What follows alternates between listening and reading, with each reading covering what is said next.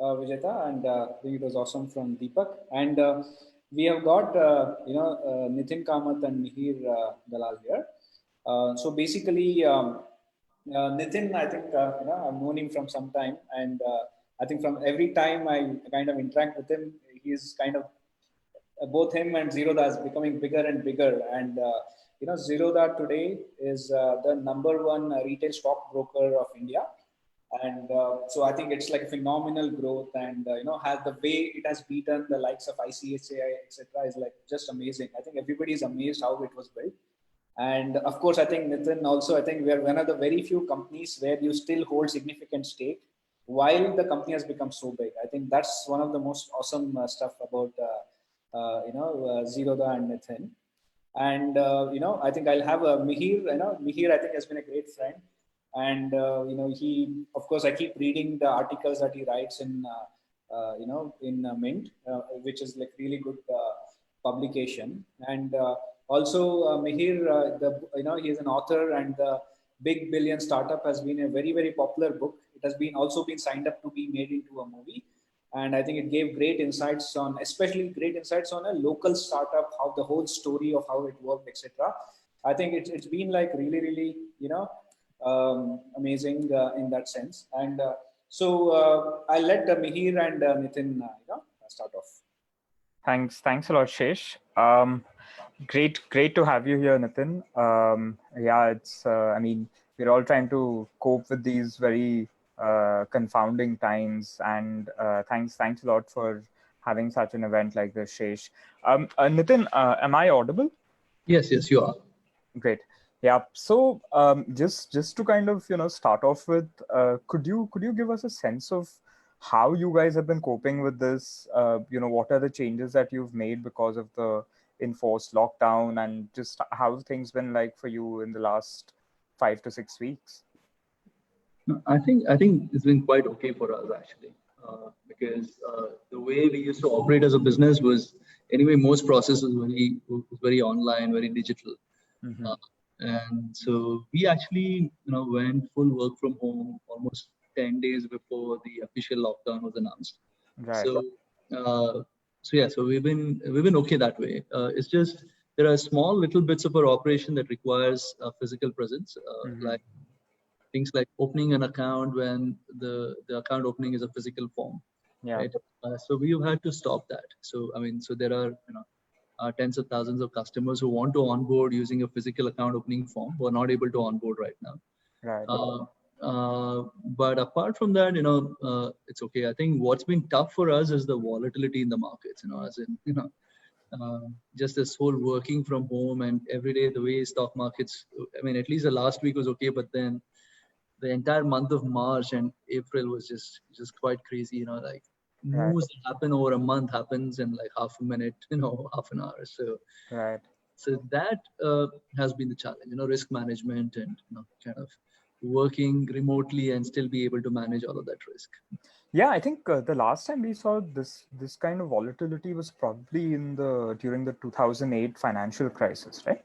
Yeah, I think this time it's sharper and it's faster, right? So the journey of the 25% fall, it happened really, really fast, because in 2008 it was 2008, right? It was the whole year. So right. This time it was just March 2020, March and April. It was like so right. So it's been that has been the toughest piece, because suddenly volatility is scaled, trading volumes have just gone off the roof. Right. So just being making sure everything's working okay, etc., has been tough. Right. And if I'm correct, you were a day trader during that time, right? In 2008, 2009. Yeah, correct. So so how did you cope with it during that time? Did you lose a lot of money? No, actually, see, the thing is, what a lot of people don't understand is when markets fall, right? It's actually is when most day traders make money, right. Because so usually when markets go up, they go up slowly, right? And when they fall fast. Right. So if you're on the right side of the direction, a lot of people, what they don't understand is that in the stock markets, you can also trade short, which is, make money when it falls. So you can kind of stay short and make money. So 2008 was for people who are shorting, it was a really good year. So so even the initial capital that went into Zerodha, a lot of it was actually because of the 2008 fall. The money made during so it wasn't really that much personally, back in 2008 and. But yeah, but this time around, this. The thing is, at least in 2008, you kind of knew the problem, the extent of the problem. Like this time, it's a black box, right? As in, you don't know which industry will get affected. It's just not financial crisis. This is essentially, proper full-blown economic crisis. So, Right. Yeah. In fact, I think what a lot of lay people have been wondering is that with so many dire predictions about the economy, and many people actually believe that the predictions about the economy right now are too optimistic. In fact, we should all be expecting a huge slowdown in the economy. Forget about growing, but we should expect the economy to actually contract. But then on the other hand, of course, while markets are slightly lower than what they were at the start of the year, markets haven't really crashed. Like you mentioned, March was a very, very volatile month, but I mean, April has been really good. And this is even in the US. So could you just explain, why this has been happening? Like, if the economy is just falling off a cliff, then why aren't markets following? No, the thing is, so usually the stock markets, the way it works, right, is that it factors in the news really, really fast, right? So what you and I know is already in the price, right? So, so if we both think the next 2 quarters, there's now going to be auto sales. So it's already factored in the price of the stock, right? Now, what the stock market is factoring is what will happen in the third quarter, right? As in, right, it's already given up the first two quarters, saying these 2 quarters are dead. So I think the reason for the bounce back has been that people factored in all the bad case outcomes out of this. So it went quite sharply down. And once it went down, people woke up and said, okay, if this lasts for 6 months, what will happen to the markets after 6 months, right? So I think what we are factoring in right now, this whole bounce that happened was more like saying this is going to be a 3 to 6 month phenomenon, and then probably the market's going to start recovering. And the way the markets are factored in right now, I think it almost is factoring in a U-shaped kind of, like a really fast bounce. Now if that doesn't happen, then we have a problem, right? Because as we go through the next 1 or 2 quarters, and if markets, the economy doesn't revive, I think then we're bound to go back and test all the bottoms that we had to hit in March. Right. So what is your sense about that? I mean, about the economy and how we as a country are managing this crisis. I mean, from whatever it looks like you said, markets seem to be expecting that there'll be a really, really sharp recovery after the next 2 to 3 months. Do you think that is a likely scenario, or do you think, I mean, the markets could be for a big shock? I mean, yeah. So this is almost playing stargazing, So it's no, but I think at least with the numbers that we're seeing, we seem to have done a better job than most other countries, right, in terms of controlling the extent of people getting infected and people having deaths, etc. So, but the actual economic damage, I think we will only get to know in the next quarter, right? As in, so personally, I'm not very bullish. It just I keep interacting with a lot of founders and a lot of people who run businesses, and they're all in quite big trouble. So so I'm hoping this lockdown gets removed fast, and somehow we get back to like some sense of where there's some economic activity, right? As in if it's a complete lockdown for the next quarter and all, I think businesses are going to get pushed beyond where they can recover. So I'm hoping this gets done fast. If it gets done fast, there is some kind of hope, and I'm hoping government also comes in and kind of helps these businesses out by some kind of a package. Right.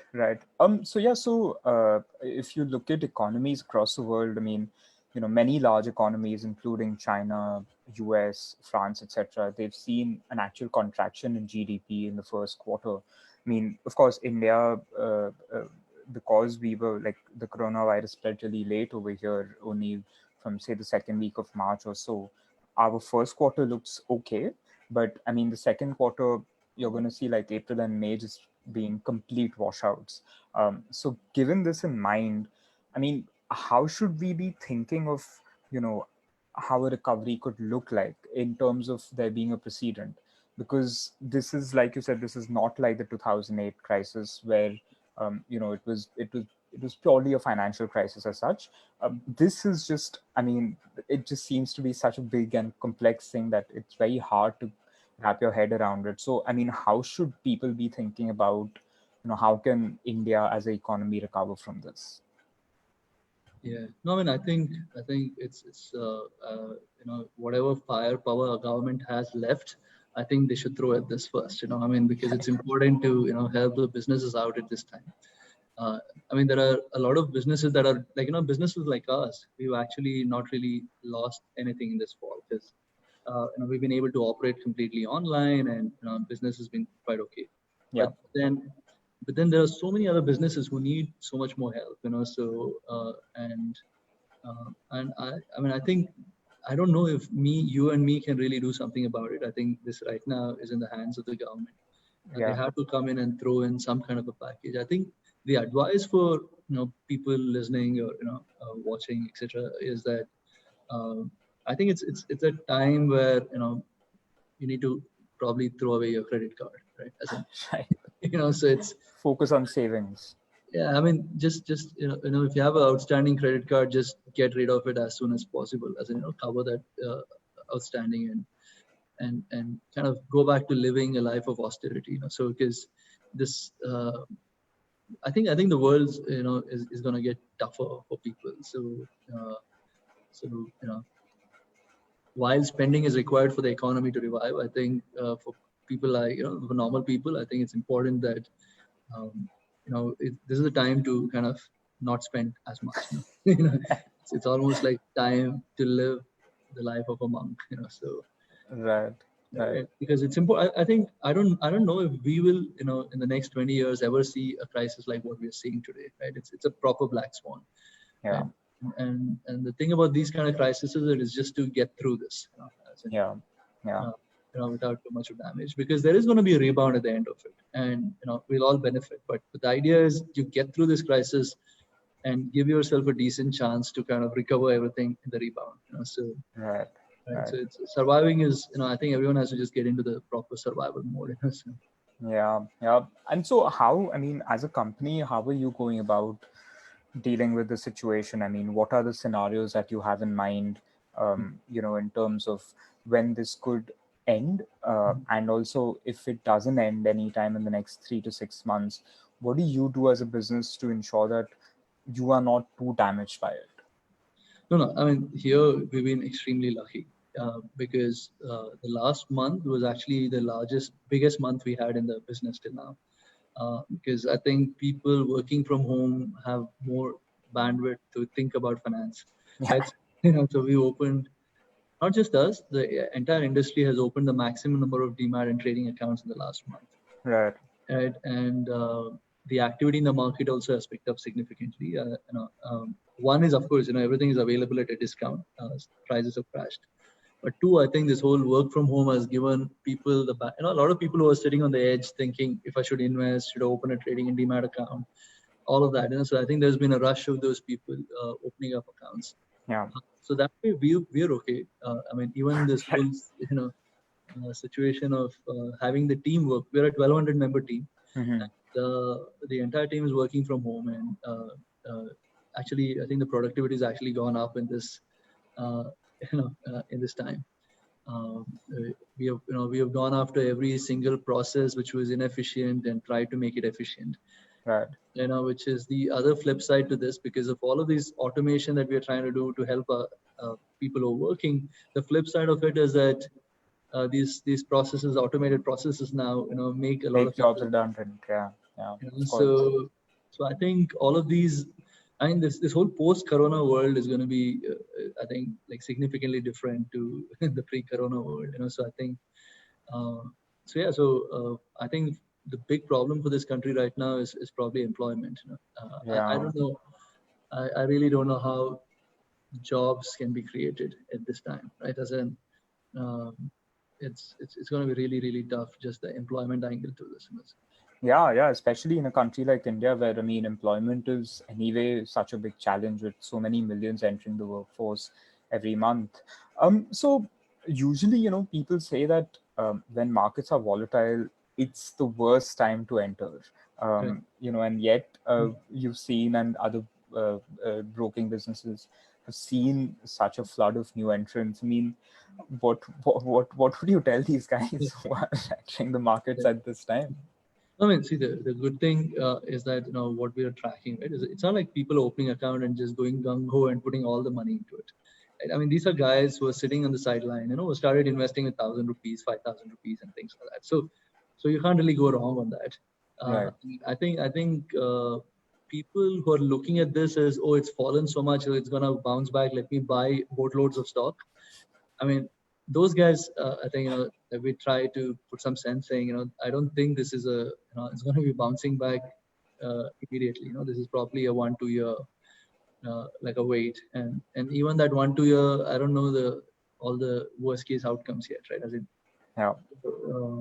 I mean, the way we are suggesting is that, okay, it's a good time, it's fallen. So if you haven't ever invested, it's a good time to start, but do it, in staggered way, right? As in, just put 1-2% of, if you've never invested in the markets, start with 1-2%, and Right.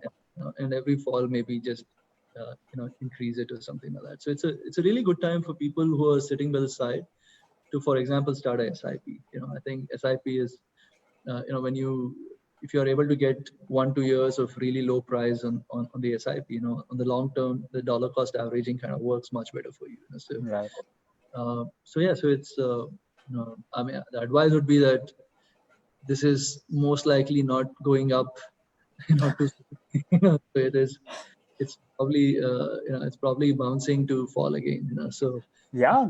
In fact, I think this crisis, what a lot of really good economists are saying, that this is probably going to be the worst crisis after the Great Depression of 32. And in that time, the US stock market took, like, I think about 22 years to actually recover, to pre-depression levels. So I guess, I mean, if anyone is thinking that it's going to be a simple matter of India just having to go through this for 2-3 months and then everything will just bounce back, I mean, that's really naive, right? no, but the thing is, the other flip side to this is, whenever a lot of people say that it's going to fall, it'll not fall, right?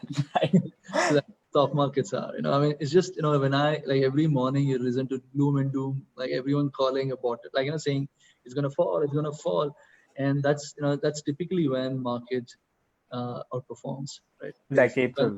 Whenever there's a consensus, Yeah. market exactly does opposite to what the consensus is. So Yeah. I think the thing is, one thing is for sure, there's a lot of liquidity in the ecosystem, right? As in, not out of the 100 crore Indians, maybe the 1-2 crore Indians, right, who typically come invest in the market, the top 1-2. So there is liquidity there, Yeah. because, so there are a lot of people, you can see the data in terms of money lying in savings accounts and fixed deposits. There is a lot of money lying there, so which potentially can come to the markets. So I don't know if we will get pushed to a depression kind of levels because of all this liquidity, and then and our the mother of all markets, US, can continue printing a lot of money. So as long as they're able to print, so I think the world will somehow survive. So I don't know. So, absolutely. I mean, in fact, I think that is one of the main reasons why markets globally have been resilient, right? Because I mean, as a class, as an investment class itself, compared with bonds, this just looks so much more attractive, because I mean, just interest rates on bonds are just so low that if someone has a ton of money, I mean, where would you put that? So at least in the US, that has been keeping the markets quite resilient. And like you said, even in India, at least, the top 1 to 2% of income earners, I mean, they have a lot of money lying in their bank accounts. So yeah, so I suppose that could be a big reason why markets will continue to be extremely difficult to predict. Right. Absolutely. Yeah. So I mean, do you still trade? No, I don't. My younger brother, so when we started the business, I decided to kind of take care of the business side, and my younger brother continued trading. Right. So we've started a hedge fund. It's called True People. Mm-hmm. So he manages the hedge fund now. So he trades actively. So, Right. And you look at Zerodha full time. I mean, yeah, I look at the business side, the retail broking part. Basically. Got it. So you mentioned, a couple of things about productivity. Could you just elaborate on that? What are the early lessons that you've learned so far in terms of both productivity and about managing people in a kind of remote work environment? No, I think like a couple of things that we did, which has kind of worked quite okay for us, has been so there is more accountability now that there is this remote kind of structure, right? So before, seeing someone walk into the office, you would assume that he's working in the office, right? Right. Now, like just because he's sitting on his table, you're thinking, he's working. Yeah. So now, it's kind of changed, right? So now it's about, if you worked, like for example, our sales team, if they have to, for example, clock in 3.5 hours of calling. Right? Yeah. Now the whole process to track if they're calling, how many, all of that got built because of this, right? Because we couldn't now. I mean, ideally speaking, we should have done this earlier, right? But then I said, right, there were so many inefficiencies across the board, which all got fixed because of this. Right. Because we were forced to do it. Right. Like a simple example is, so when someone opens an account opening with us, he has to sign on a piece of document and upload it. So now our account opening team has to crop the signature, right? Now this cropping is a manual affair, right? Right. So he looks at where the signature and he crops it, right? So our tech team now has built an automated cropper, right? Mm-hmm. Now the reason we had to build it was because we realized that cropping was taking like 1 to 2 minutes, right, to open it in Paint or whatever crap. So now with this whole automated tool, we've just improved the efficiency of the entire process. So I think this whole like there's so much of accountability that's come for each and every person in the team. Right. I exactly know what this guy is doing at work because he has to now there is a report that's monitoring him, saying what he's doing, etc., which was not happening before. Right. So I think that has been kind of I think an improvement in the way we operate as a business. Mm-hmm. The other learning experience has been that I think this must have been said multiple times, where I think a lot of business has, I think, one too many people working. So which in a sense there are a lot of inefficiencies just in the way we hire. I think which is suddenly starting to show up Right. Right now, which is processes. We didn't need too many people. There are too many people which needed people. There aren't people. So in this current scenario, all of that is kind of showing up very clearly. So I mean, I think the good thing about whatever little good thing about this entire episode is that I think a lot of businesses, I know a lot of founders and CEOs of companies who are all sitting and improving the products and improving the processes, etc. Right. Giving you the time to do it as well. Right. I mean, of course, it's really early right now, but after this passes, whenever it does, what are some of the major changes in the post-COVID new normal that we will continue to see from now compared with pre-COVID?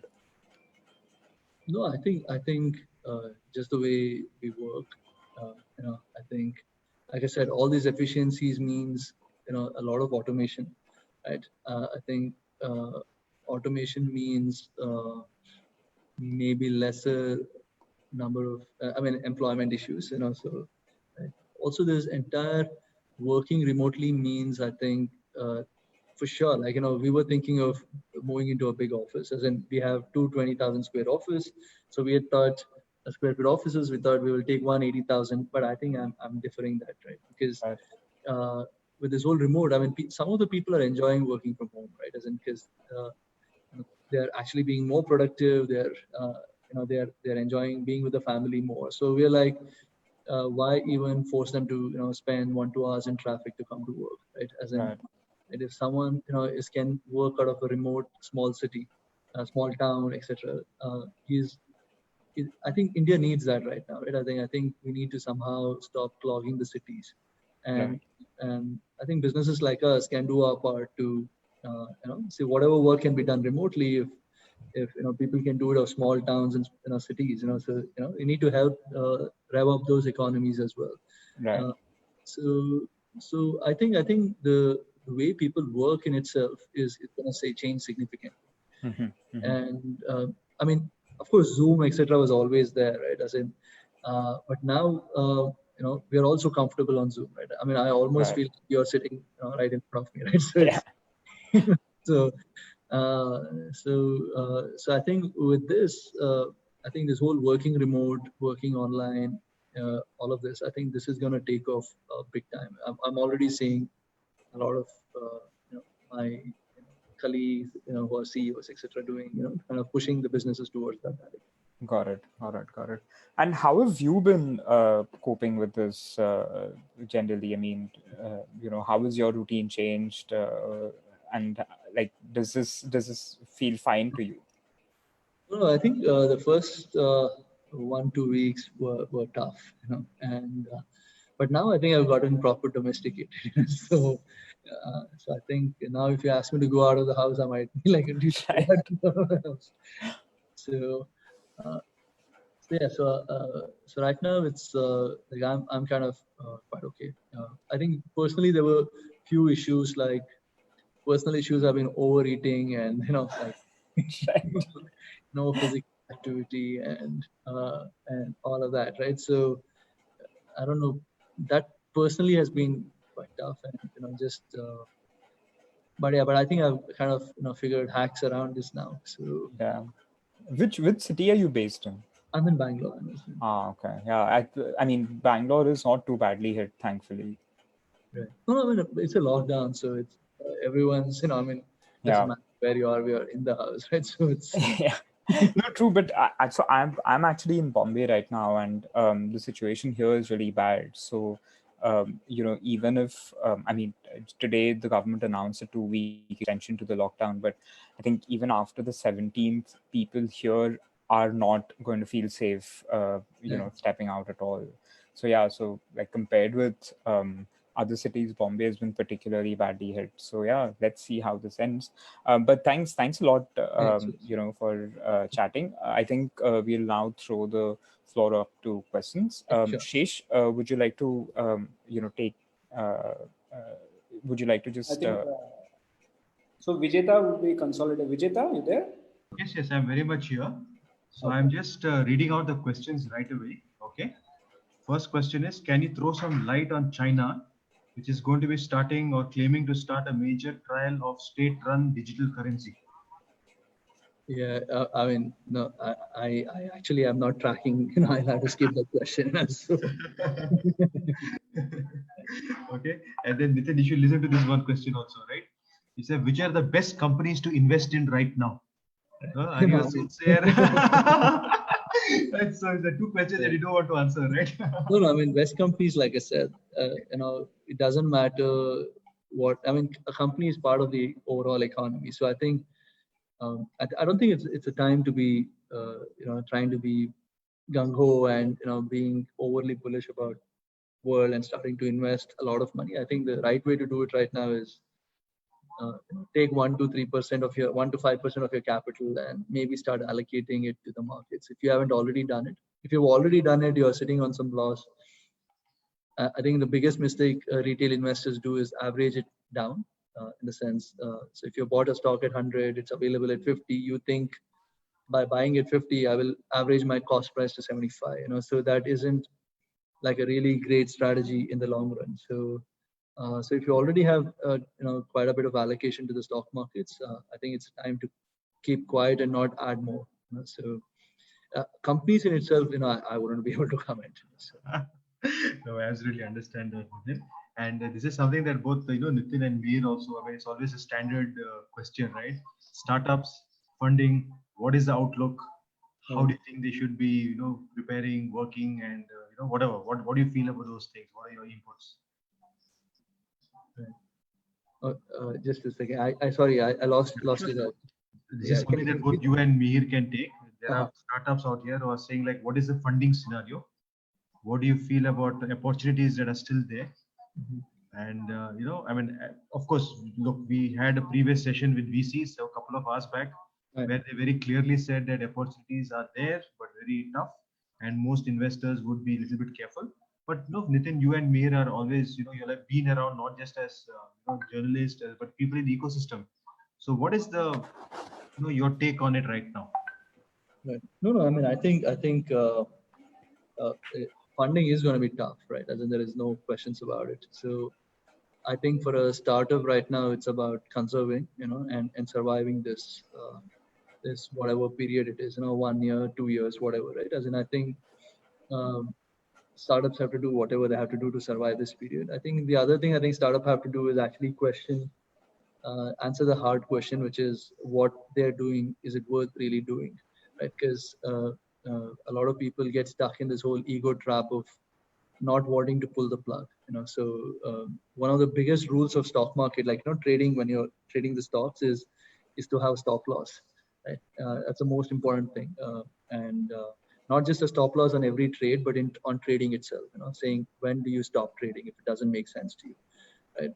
I think this is one of those times where startups have to think, saying, if I've been building this product for the last 1-2 years and it has gone nowhere, should I fight it out for the next 6 months, burn whatever's the rest remaining capital, or should I just say pull the plug off and say use this capital? Because I think the post-corona COVID world, right? I think the opportunities are going to be different. The opportunities we saw previously are not going to be the same opportunities that are going to be seen in the future. So, and it's to go after an opportunity. The most important thing is, one, you need to have.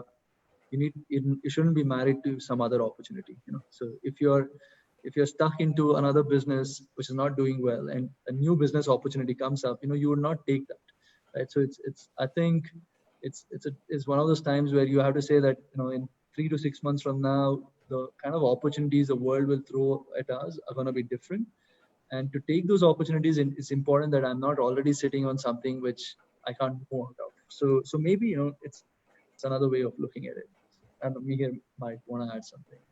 Yeah, I think from the funding point of view, of course, everyone knows that the next at least 2 quarters, if not more, are going to be extremely difficult for basically anyone to raise capital from new investors in particular. I think, first of all, generally the risk-taking appetite has fallen, and especially if you don't know an entrepreneur, and if you don't know a company inside out, how do you build that confidence to really invest? So from whichever investor I've been speaking to, this is what I'm hearing, that expect very, very few new deals to happen over the next 6 to 9 months at least. And I think most of the deals that you'll see happening are follow-on investments from existing investors into their portfolio companies. After the end of this year, or no one really knows how this is going to pan out or how long it take to get out of this. But I think it's fair to say that from the funding point of view, that is going to be the scenario for the foreseeable future. Thank you so much, both Mihir and Nitin. And some question came to me also. I'll go ahead. Yes, please go ahead, Shesh. Go ahead. Okay. So, hey, Nitin, I think one very interesting thing you brought out was the increase in productivity that your business has seen. I think definitely there are set of businesses that could possibly work from home much better if there are tools to monitor that. And like you said, now you're forced. Now, actually, there is even more reason to double check or measure what people are doing. Right. Would you actually take an approach? I think TCS, I think being one of the largest employers in the country, kind of came up with something which surprised everybody, is that in next 4 to 5 years they will aim to have only 25% of the people at office. That means up to 75% people can be at home. Maybe that's how it is being interpreted, at least. Right. Would you think that given the fact that you are actually happy that you can monitor and you can get more productivity out of your employees. Would you also try to have an initiative like that where you are trying to target certain percentage of people to work from home by say 2025 or something? No, I mean, no target as such, but we are planning to open it up to the entire team actually. So at the end of it, we don't intend to call anyone back to the office unless they want to come back, right? So the way we are